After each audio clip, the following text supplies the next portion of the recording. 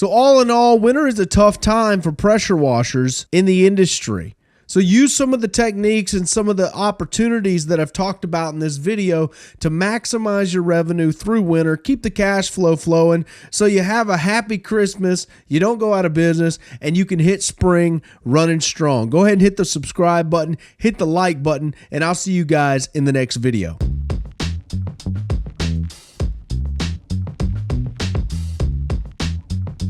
Individuals in the same really open and they're sharing the to listen to people that are doing what it is that you want to be doing. I'm living proof that you can do really, really well. What's up, guys? Welcome back to the channel. Today's video, we're talking about winter is coming, and I don't mean Game of Thrones. Man, that was a letdown, I've heard. I actually watched a few of the episodes of Game of Thrones, and I can't get into series style television, so I just don't have that attention span to get really into something. I'm more of a Rambo kind of guy. You know, I'm more of a Rocky series, maybe the Bond marathon. I can watch one Bond movie, probably about 3/4 through. I'll get tired of it, come back. I'm more of a character arc within about an hour and 20 minutes. That's about Aaron's attention span for a movie, as long as there are explosions and other things. Thanks, guys, for joining me today. Today, we're talking about winter is coming, and winter is a tough time for pressure washing businesses. Obviously, what's the reason for that? Because water freezes. You cannot spray ice cubes. That would be pretty interesting. Ice cleaning instead of laser cleaning. Guys in the north really have issues with cash flow when it comes to pressure washing and pressure washing businesses during this coming up time of year. Now, does that mean that if you're thinking about getting started, you're brand new, that you should wait till next year to get fortified, get your website, get your knowledge up, get your equipment? No, that's actually, it means the opposite. What it means is right now is the time you should buy all of that stuff. You need to get ahead of the market. Why? Because I will tell you this, 95% of the market is going to wait till February to get this stuff set up. And they're already going to be behind, and they're going to be April. They're going to be May, June before they really start to try to get cranking. I recommend you guys get started now in October, getting your equipment together, getting your website done, getting your knowledge up, start hedging into winter to where when it starts to get cold, you are learning and implementing the marketing techniques that we teach.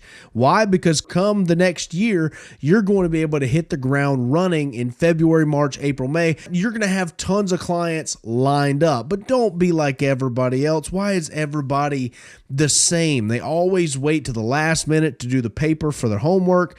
They always wait to the last minute to tell their wife you love her before she walks out the door and divorces you. You always wait to the last minute to get your equipment, get your marketing, get everything set up. Don't let that be you this year. That's my first heed my warning, please. That's the first thing I need to tell you. Be punctual, be on time this year, make a change this year, and get ready during the winter time. But let's talk about a few opportunities that you may have if you are started in pressure washing. Say you got started this summer, you got your business cranked up, and you're going into winter, and you're kind of still in this cash flow juggling phase. What can you do to fortify the business to where next year you're still here? But before we jump into that, if you're a new guy who just got started in the business this summer, you're going in to the winter time this year, you want to be prepped, you want to invest in yourself, invest in your knowledge. That's the one thing they can't tax you. They can't tax your knowledge. They cannot tax and take away what you have learned. So make the investment in yourself. Get the How to Wash course. It goes over everything from how to mix all the chemicals, the processes, equipment, what you need, what you don't need. Okay, that's a bigger one. And how to use it, property protection and safety, making sure you're in compliance with OSHA and all the regulations. Pro tips from over 50 years in the business with Cody Yarbrough, Mike Vadan, Justin Rogers, and myself. This is over 6.5 hours worth of concise, organized training. It's in the How to Wash course. We also go over specialty chemicals, which is actually an art form. If you do not get this knowledge, from here, you're definitely going to scorch somebody's property. You're going to scorch some paint off a gutter somewhere.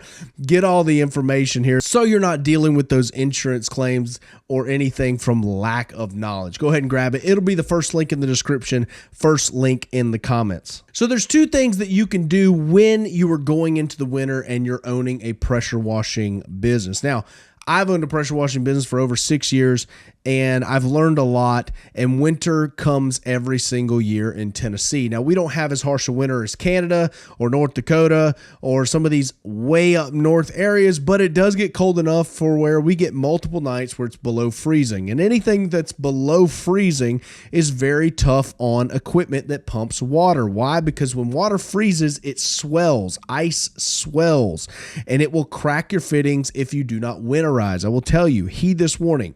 Make sure that you winterize all of your gear. Make sure that you're running antifreeze through it. You're running some windshield washer fluid through it to where you can make sure that it's not going to freeze and swell and crack. That is the number one culprit for problems and air leaks on soft wash systems and pressure washing systems, is that they were not winterized. But these two opportunities, let's jump in. Let's talk about one of them right here, right now. The first one that you can do is dryer vent cleaning. Now, this is a really high margin opportunity for some of you guys out there who want to keep the cash flow going through the wintertime in your pressure washing business. Look, everyone needs their dryer vent clean, and you would be surprised how many people have not ever had it cleaned. And they think it's the dryer's problem that their clothes aren't drying. Well, if you should run some statistics and Google this, I think it's 70 to 80% of house fires start from dryer vent clogs. Okay, this is an amazing stat and a sales golden nugget that you can use to sell this higher ticket service and go around and start cleaning dryer vents. Now, look, make sure that you get the right equipment. Make sure that you know how to use it. It's not that hard. Just, you don't want to get in there and start cleaning the dryer vent out and lose one of the sticks in there. That's a tough situation. Do not do that. You will be there for a lot longer than you suspected. Usually these dryer vent cleanings go from anywhere from $100 to $500. And there are some commercial clients out there that will pay you at upwards of $1,000, $2,000 to clean multiple dryer vents all in one fatal swoop. So dryer vent cleaning is a great option. It is a cheap option. You got a DeWalt drill, your set of sticks, you got a blower, maybe even a vacuum. You go in, you clean it out, and you give the customer high value, and they give you cash or a check. And in the end, you are saving them from a potential house fire. If you got to Google this stat, it's incredible how many house fires start from clogged dryer vents. It's astounding. You would think it would be something else, like a stove or something else. It's just the dryer. There's like real danger when it comes to selling this. So it's not a hard sell. Everybody knows they need it. Nobody wants to do it. Go ahead and sell it. The second opportunity that you have is Christmas lights installation. Now, we do have a Christmas lights boot camp coming up. I'll put a link in the description for that with my boy Glenn Jernigan. He's going to do multiple six figures this year just in Christmas light installations. Now, he's also a pressure washer the majority of the year, but when it gets cold around this time of year, he starts doing installations, and that carries him through the winter. And not just carries him, I mean, he makes a huge profit from Christmas lights installs. Now, there is kind of a learning curve on learning how to do this the right way and maintaining a standard as far as what customers expect and what they want at the end of the day when it comes to Christmas lights installations. You can't just go out there and willy-nilly it like you did at your grandma's house, just throw them in the bush and press the on button, and she's like, "Oh, it looks so good," and you're like, "Thanks, Grandma." It looked like crap, but she's your grandma. She's not going to say anything. So you do need to learn the processes of how to do this. Glenn Jernigan's the man. I'll put his link in the description and in the comments. You can check that out.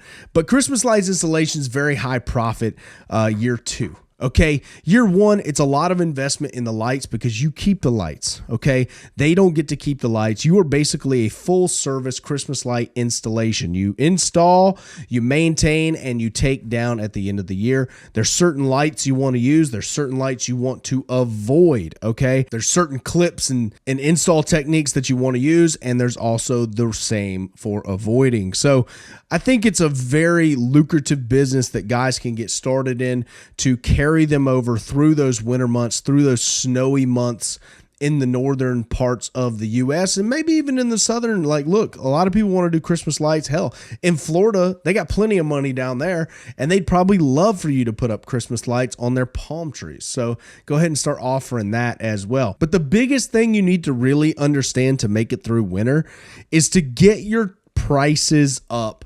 Before that, you got to get your prices up. Look, we always say price got to go up, baby. I'm always talking about selling your services at high ticket, maintaining an upper level echelon of customer that you're aiming for to where you can keep those profits up. I never really had to do these other avenues come wintertime when in my business, simply because I maintain such a high ticket per customer throughout the year. I had enough set aside for the wintertime that I could pretty much take off, maybe do a couple commercial accounts in the winter. They love calling you in the wintertime to do like patios and stuff like that. You got to make sure your water's defrosted, but they like to call you because the patios at restaurants and stuff in the winter, no one's using them and it's a perfect time to clean them.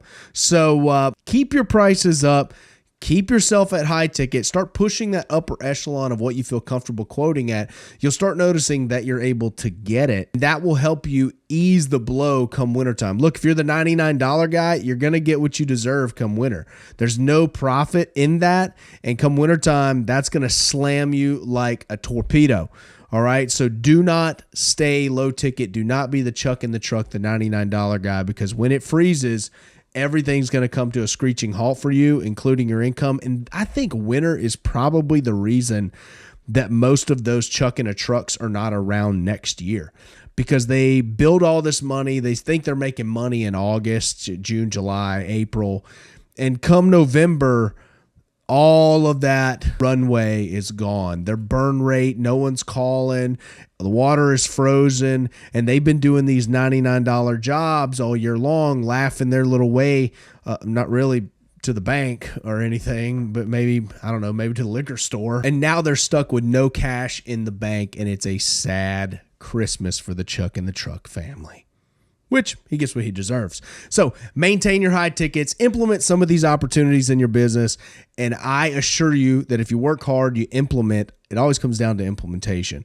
You will make it through winter, not only survive it, but you'll make it through profitably into spring. Get your equipment now going into winter, learn it, start playing with it before it freezes, winterize it, start getting your marketing set up. Make sure that you are ahead of the curve to where everyone else has waited till February, March to get started. You've gotten started now. You've got all the information behind you. You've learned it all. And come spring, you'll be able to hit the gas running, and you'll be out ahead of all the yahoos that waited till the last minute. I hope you guys enjoyed this video. Go ahead and hit the subscribe button for me. If you're digging the content, also hit the like button for me, baby. And I'll see you guys in the next video.